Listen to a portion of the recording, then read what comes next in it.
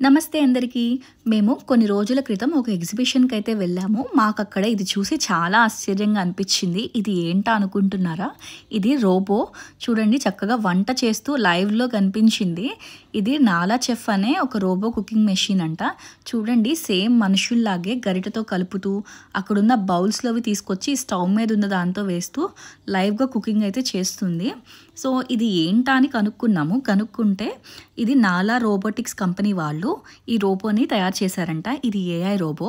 దీనిలో ముందుగానే camera sensors ఉంటాయి.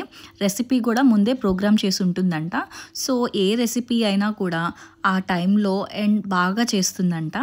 దీనికి బ్రేక్ కూడా ఉండదంట. 24/7 చేస్తూనే ఉంటుందంట, ఎలాంటి బ్రేక్ లేకుండా.